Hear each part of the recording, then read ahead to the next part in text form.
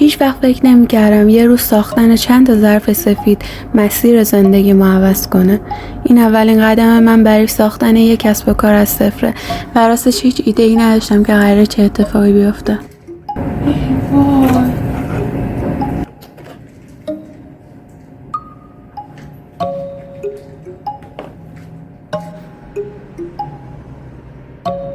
اون روز صبح مثل همیشه با یه فنجون چای شروع شد، اما ته دلم میدونستم امروز با همه روزهای قبل فرق داره.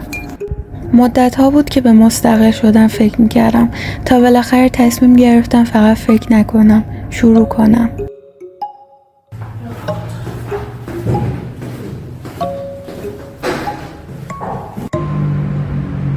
توی راه هم هیجان داشتم هم ترس.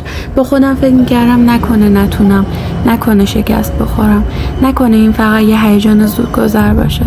ولی نفس عمیق کشیدم و از خدا خواستم که کنارم باشه. وقتی رسیدم انگار وارد دنیای جدیدی شده بودم. بین اون همه قالب و متریال و رنگ نمیدونستم اول به کدوم نگاه کنم.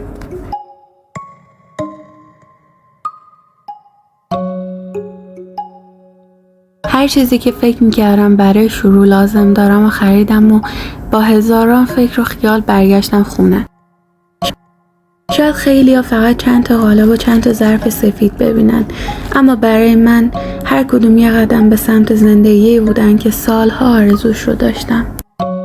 ولی چیزی که پشت هیچ ویدیو چند ثانیه‌ای دیده نمیشه خراب شدن کارها، شب بیداری یا دوباره از اول شروع کردنه. و اینکه هر بار به خودت بگی فقط و فقط یه بار دیگه امتحان کن.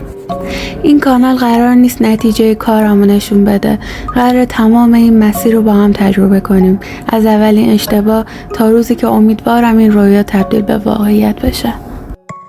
اگه دوست داری ببینی که این مسیر من رو به کجا میرسونه، خوشحال میشم که کنارم باشی. توی قسمت بعدی اولین خرابکاری بزرگم و اولین موفقیتم رو با هم میبینیم. پس همین الان کانال رو سابسکرایب کن و زنگوله رو فعال کن تا قسمت دوم رو از دست ندی رفیق.